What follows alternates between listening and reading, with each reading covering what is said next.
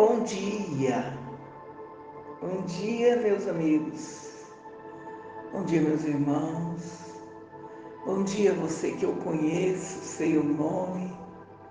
Bom dia, você que eu não conheço e não sei o nome. Mas o Senhor nos conhece. Conhece os nossos corações e sabe exatamente o que você precisa ouvir nesta manhã. Que o Senhor fale contigo no mais profundo, no mais secreto. Esse é o meu desejo, meu irmão. Que Ele seja a resposta que você esteja buscando. A palavra que vai acalentar o teu coração e trazer paz de espírito para você. Hoje, eu gostaria que você abrisse lá em 2 Crônicas 20:20. Esse versículo fala muito comigo, porque é quando o Senhor usa os profetas para falar contigo. Deus envia anjos, profetas para falar conosco. Fala assim: e pela manhã cedo se levantou e saíram ao deserto de Tecoa. E saindo eles, pôs-se de pé Josafá e disse: ouvi-me, ó Judá, e vós, moradores de Jerusalém, credes no Senhor vosso Deus e estareis seguros. Credes nos seus profetas e prosperareis. Aleluia. Ouvi-me hoje, nesta manhã, ó cidadãos de São Paulo, de Cotia, de Carapicuíba, de Campo Limpo, de Moema, do Butantã. Credes no Senhor teu Deus e sereis salvos, estareis seguros, e credes nos seus profetas e prosperareis. Eu quero dizer para você que todas as promessas de Deus que eu ouvi da boca de algum profeta sobre a minha vida, eu os tomei para mim e guardei no meu coração. E a palavra profética que está sobre as nossas vidas, através do bispo da nossa igreja, é que nós andaremos e alcançaremos lugares altos este ano. Eu sei que faltam praticamente menos de 3 meses para acabar o ano. E você deve estar pensando assim: mas eu ainda não alcancei os lugares altos. Eu ainda não estou andando por cima das águas dos meus sonhos. Mas eu quero te dizer que para Deus, um dia é como 1000, e 1000 é como um. Ele é atemporal. E ainda há tempo de cumprir a palavra de Deus sobre a tua vida. Andar em lugares altos é um estilo diferente de viver. E eu quero conversar com vocês sobre viver aqui na terra, experimentando os céus. Na Bíblia, nós vamos ouvir falar sobre um homem que viveu na terra, experimentando o tempo todo os céus. Em Gênesis 5:24, vai falar assim: e andou Enoque com Deus, e não apareceu mais, porque quando Deus o tomou para si. De repente, Enoque desapareceu, sumiu do mapa. Não é porque ele foi raptado, abduzido, é porque Deus o desejou nos céus. De tanto que ele vivia nos céus, de tanto que ele estava aqui na terra, experimentando a paz, a graça, e a presença de Deus. Enoque foi o sétimo homem depois de Adão, um homem comum que nasceu, cresceu, casou, gerou filhos. Enoque viveu em uma geração onde a idade média de vida era de 500, 600 e até 900 anos. Só que Enoque, por andar com Deus o tempo todo, Deus o arrebatou vivo. Enoque não morreu. Ele não encarou o nosso último inimigo, a morte. Enoque era um homem diferente dos demais da sua época. Ele viveu uma vida a serviço do Senhor e de adoração a Ele. Ele andou buscando as coisas do alto o tempo todo. Lá em Colossenses 3, de 1 a 3, vai falar assim: portanto, se fosse juntamente ressuscitado com Cristo, buscai as coisas lá do alto, onde Cristo vive, assentado à direita do Pai. Pensai nas coisas lá do alto, não nas que são daqui da terra, porque morreste, e a vossa vida está oculta juntamente com Cristo em Deus. Hoje, pode ser que possa ser impossível o Senhor olhar aqui para a terra e encontrar alguém como Enoque, que viveu 365 anos, para a idade média de 900, ele morreu jovem. Vai ser muito difícil o Senhor achar alguém aqui vivendo integralmente o ambiente dos céus. Mas o que eu quero dizer é que é possível sim viver aqui na terra tendo flashes com os céus, com os lugares altos. Talvez não seja realmente possível você viver 100% espiritualmente, experimentando o transcendental, os mistérios, mas muitas vezes as situações, as adversidades, as contas para pagar, os cartões estourados, o trânsito, o estresse do dia a dia, o estresse do seu trabalho, as exigências, te traz um ambiente muito terrestre, muito carnal, muito físico. Não sobra tempo para você viver as coisas celestiais. Então hoje eu quero falar para você de um outro homem que era o inverso, o contrário de Enoque aqui na terra. Hoje nós vamos falar de um homem que, apesar de imperfeito, pecador, impulsivo e até um pouco violento, viveu aqui na terra, experimentando flashes com os céus. Nós vamos falar do apóstolo Pedro. Conhece o apóstolo Pedro? Eu creio que nós todos temos o DNA de Pedro. Pedro tinha um temperamento inconstante. Era uma pessoa simples, direta e impulsiva. Conhece alguém assim? A Bíblia diz que ele tinha aptidão para liderar. Era emotivo, sanguinário e, às vezes, autoconfiante demais. Característica que cabem a cada um de nós aqui. Concorda ou não?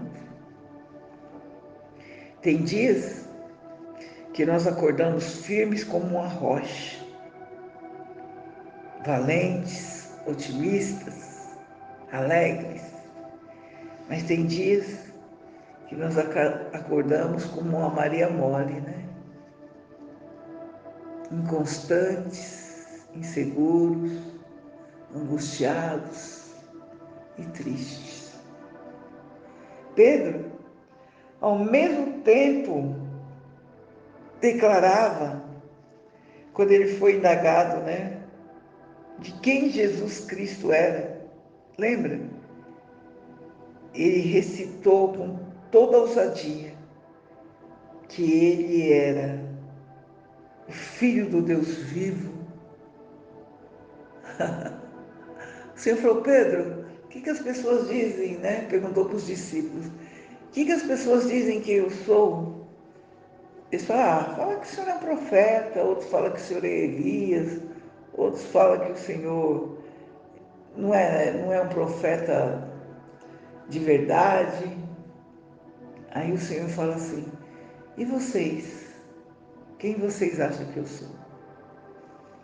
E antes que um dos discípulos levantasse para responder, Pedro levanta com ousadia e diz: tu és o Cristo, o Filho do Deus vivo. Aleluia. Em outra ocasião, com medo, tremendo,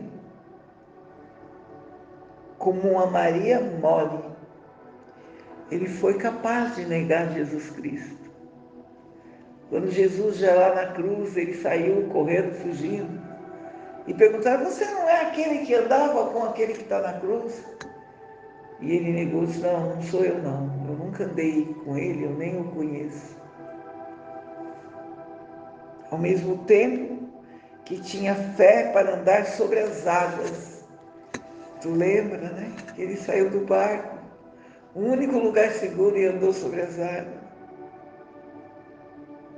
Esse foi o mesmo que, quando enterraram Jesus, ele deixou tudo para trás para voltar a ser um simples pescador. É desse homem que nós vamos falar hoje, agora.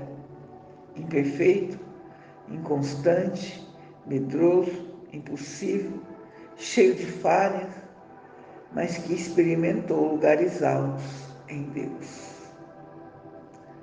Nós somos esse Pedro, nós temos esse DNA. Esse Pedro conseguiu alcançar lugares altos. Mesmo assim, cheio de falhas, de defeitos, de imperfeição, nós também alcançaremos. Lá em Mateus 17, no versículo 1, vai dizer assim: 6 dias depois, tomou Jesus consigo Pedro e a Tiago e a João, seu irmão, e os conduziu em particular a um alto monte, e transformou-se diante deles.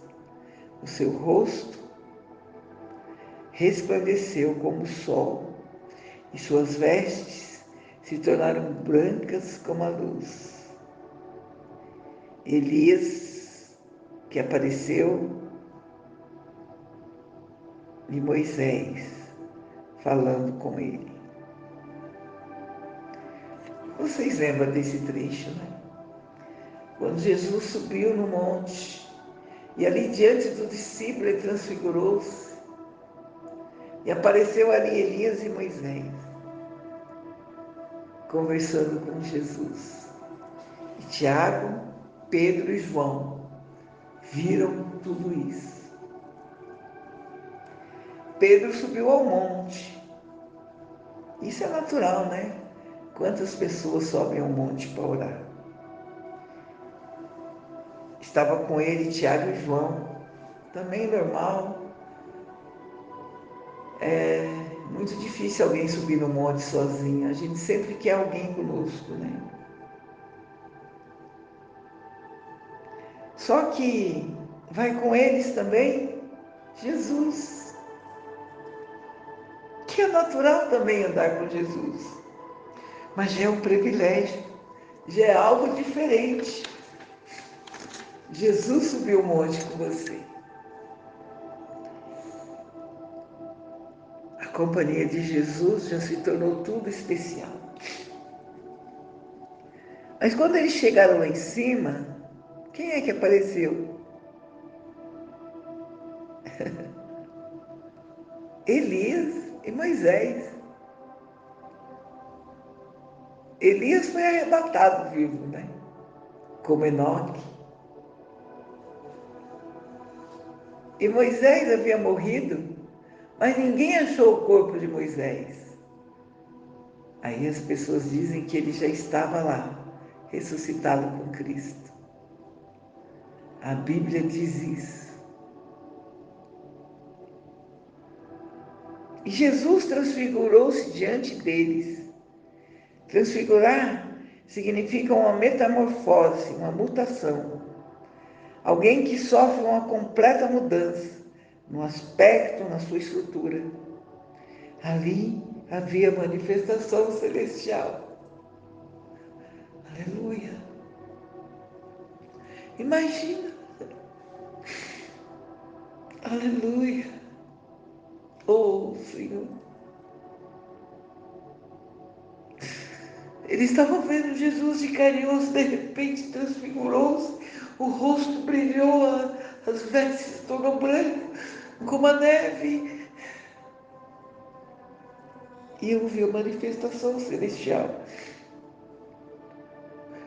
Jesus saiu da sua forma carnal para a espiritual, do plano terreno para o celestial. O seu rosto resplandeceu como o sol e suas vestes se tornou branca como a luz.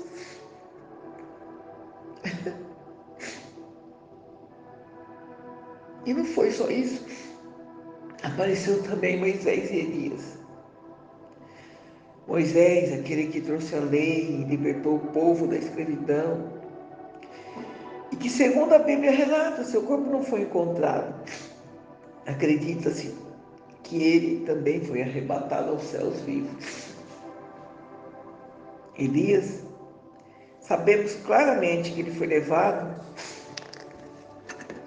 com seus carros e seus cavalos para os céus. Aquilo que era natural, que era normal, como subir um monte para orar, passou do natural para o sobrenatural. Uma experiência transcendental. Imagina agora Pedro narrando essa passagem para as pessoas. Fui ao monte nesse final de semana. Tiago e João foram comigo. Foi Jesus quem nos convidou. E Moisés e Elias apareceram lá. Meu Deus do céu, que monte é esse? Eu também quero ir. Provavelmente todo mundo ia querer ir nesse monte, onde Jesus aparece dialogando com Moisés e Elias. Ah, Senhor, quando andamos com Jesus, tudo que é natural pode se tornar sobrenatural. Tudo que é comum se torna especial. Aleluia. Aleluia. O sobrenatural começa a fazer parte da nossa vida, porque Cristo está na nossa história. O desejo do Senhor é trazer a cultura dos céus para a nossa vida, para a nossa casa, para a nossa família, para o nosso ambiente de trabalho, para o nosso ministério. É isso que Ele quer. Venha a nós o vosso reino, o reino de Deus aqui na terra. Mateus 17, do 24 ao 27, vai estar falando assim. E chegando ele em Cafarnaum, aproximou-se dele os que cobravam impostos e disseram: O vosso mestre não paga as dracmas? E Pedro respondeu: Sim. E entrando em casa, Jesus, ele se antecipou dizendo: Que te parece, Simão? De quem cobram os reis da terra os tributos? Dos seus filhos ou dos alheios? E disse-lhe Pedro: dos alheios. Disse Jesus: logo, estão livres os filhos. Mas para que nós não os escandalizemos, vai ao mar, lança o anzol e tira o primeiro peixe que subir, e abrindo a boca dele, você vai encontrar um starter. Era uma moeda usada em diversas regiões da Grécia. Elas eram feitas de ouro ou de prata. Presta atenção. O Senhor pediu para Pedro pescar. É normal, né? Afinal, Pedro era pescador. Pedro até tentou adivinhar, porque Jesus o havia mandado pescar. Pedro pensou assim: eu pesco e com o dinheiro da venda da pesca nós pagamos os impostos. Solução natural, terrena, normal. Não, peraí. O Senhor falou para ele pescar um único peixe, o primeiro peixe que ele pescasse. Vai ver um peixe grande que ele quer que eu pesque, um peixe que vai pesar 100 quilos e eu já vou ganhar na venda de um peixão só, né? As ideias naturais que nós temos, que o Senhor vai resolver os nossos problemas. Não sei, a gente estava falando numa célula aí, a Kelly estava falando, a Kelly. Eu quero assim, assim, assado. Senhor, o Senhor faz desse jeito, desse jeito, e vai estar tudo resolvido, né? Até aqui era tudo natural. Mas quando Jesus pediu para ele abrir a boca do peixe e retirar de lá uma moeda, aí tudo muda, né? Aí tudo vira sobrenatural. Agora peixe virou cofre, eu vou abrir a boca do peixe, não é mais do porquinho, vou tirar uma moeda. Peixe agora virou caixa eletrônico, com limite ilimitado. O fato de Pedro ir pescar é natural.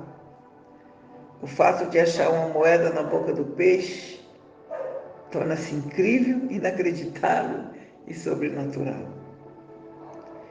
Imagina Pedro contando essa história agora, né?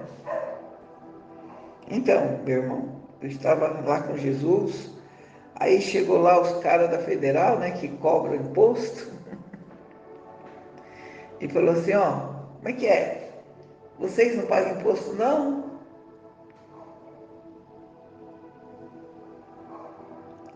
E eu respondi, sim, nós pagamos sim. Mas eu nem sabia como é que a gente ia pagar. Fui até Jesus e disse para ele que estavam cobrando a gente.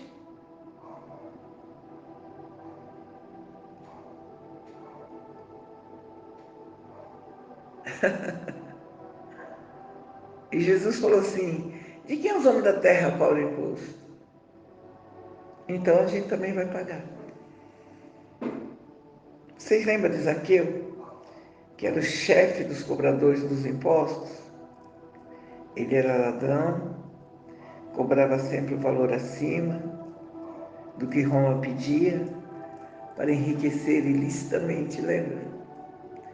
Então, não era só um pagamento normal, era algo injusto. Mas Jesus, para não escandalizar, quis cumprir a lei e manter a ordem.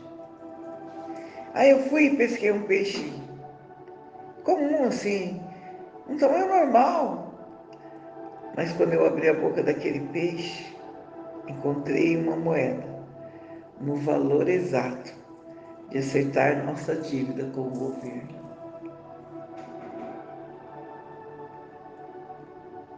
Olha só, isso não é uma história de pescador.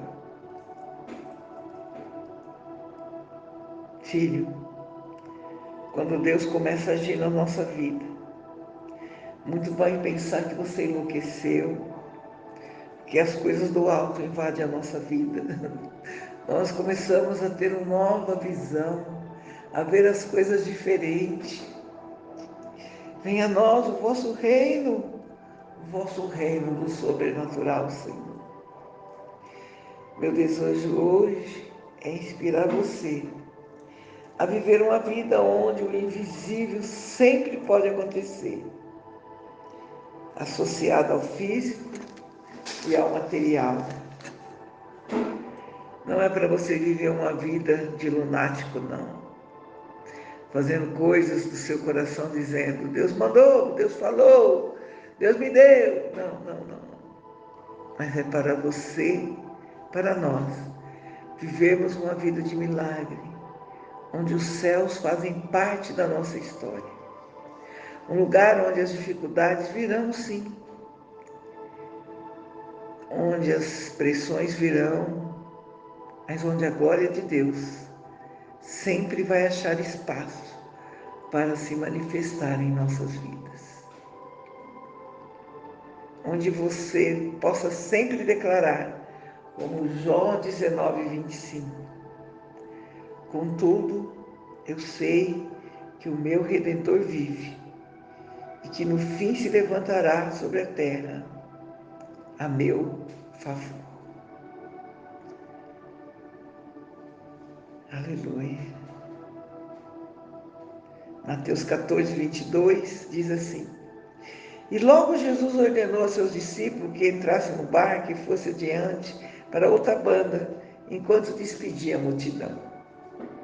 Até aqui tudo natural, né? Jesus ordenou que Pedro reunisse os discípulos e atravessasse para o outro lado. Era o mar da Galileia, natural também. Pedro obedeceu. Isso quer dizer que mesmo vivendo uma vida de obediência, não vai nos brindar de enfrentarmos as dificuldades do mundo, as tempestades da vida. Você pode pensar, mas eu estou indo na igreja todo domingo, estou frequentando a célula, estou dando dízimo, ofertando, estou trazendo alimento para suprir a necessidade do outro. E por que a minha luta não termina? Como eu disse, andar com Cristo não vai te brindar de passar por dificuldades. Na realidade, o mar da Galileia era um lago, não era um mar. Ele tinha 21 quilômetros de largura, 13 quilômetros de comprimento e estava abaixo do nível do mar 212 metros. A água era doce e povoada de peixes. Até aqui tudo normal. Jesus havia pedido para que eles fossem primeiro, antes dele. Jesus queria ficar a sós, queria orar, queria um tempo com Deus, a sós. Jesus havia acabado de receber a notícia da morte do seu primo João Batista. Ele queria ter o tempo dele, de choro, de indignação e de compreender o que Deus estava fazendo. Mandou entrar no barco e ir para o outro lado. Queria depois. Não disse como ele ia, só disse que ele ia os encontrar do outro lado. A Bíblia narra que na quarta vigília, já de madrugada, o barco foi surpreendido por uma grande tempestade, com ondas gigantes e ventos contrários. A quarta hora compreende os horários das 3 da madrugada às 6. E é nesse momento de medo, de desespero, que Jesus aparece, literalmente, tirando ondas sobre as águas e olhando os ventos contrários. Eles, quando viram aquele homem andando sobre as águas, acharam que era um fantasma. Se assustaram e começaram a gritar. Mas Jesus logo afasta o medo daquele grupo, se apresentando, ei, fica calmo, sou eu, Jesus, não tenho medo. Aí novamente Pedro, né, que é o nosso DNA, Quando soube que era Jesus, disse: "Ah, se fosse o Senhor mesmo, que está andando sobre as águas, sem colete salva-vidas, sem jet ski, sem prancha, me chama que eu quero ir até o Senhor também, Senhor. Eu quero experimentar o que é andar sobre as águas, sem se afogar, sem afundar."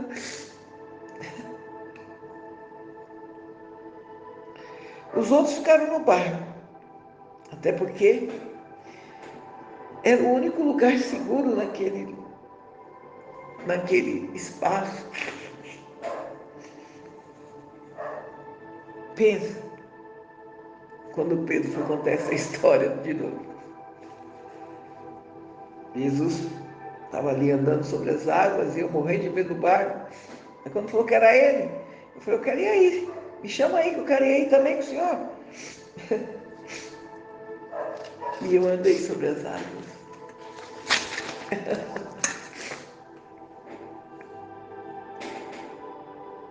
Então, quando eu olhei para o lado, estava escuro, eu comecei a olhar para os ventos contrários. E quando eu deixei de olhar para Jesus, eu afundei. Todos ficaram apavorados, com medo. Mas Jesus estendeu a mão e me levantou.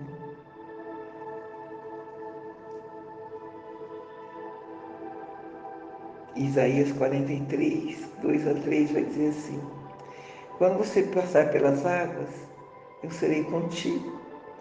Quando você passar pelos rios, eles não te afogarão." Quem anda nos lugares altos com Jesus, quem resolve viver intensamente as coisas do alto, tem sempre uma história diferente das dos demais.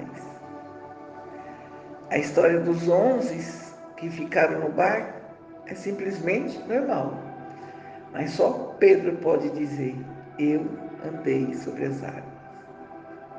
Pedro nos motiva a entender que haverá dificuldades, problemas, mas que o sobrenatural de Deus vai sempre agir nas nossas vidas.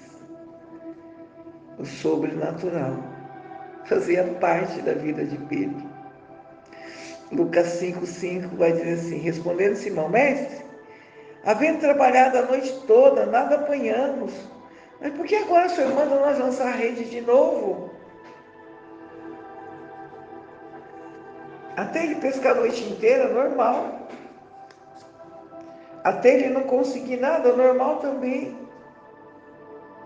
A vida dos pescadores é assim, né? A vida dos vendedores é assim. Precisava vender um X, não vendi nada. Corri atrás, não consegui. Tem dias que é assim. Quando de repente, quem é que aparece despreocupadamente? Jesus. Aí ele entra no barco de Pedro e pede para que ele entre um pouco mais adentro ao mar, uns 20 metros. Ele ia usar aquele barco como um púlpito, como um altar para ensinar as multidão. E Pedro, cansado toda a vida, querendo ir para a cama descansar, quem trabalha à noite sabe como a gente deseja a aurora para poder ir para casa descansar. Mesmo assim, ele atendeu o pedido de Jesus. Devia estar pensando assim: será que Jesus não percebe que eu estou cansado? Que eu queria ir para minha cama, dormir? Aí Jesus começou a pregar.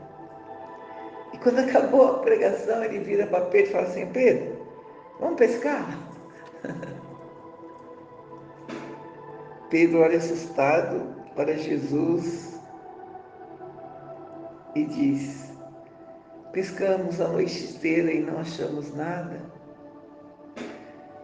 E de dia não é o melhor horário para pescar, à noite é que se pesca. Mas sobre a tua palavra, Senhor, eu irei." Pedro, assustado, chama os outros pescadores, porque a rede estava se rompendo. Quem vive com Cristo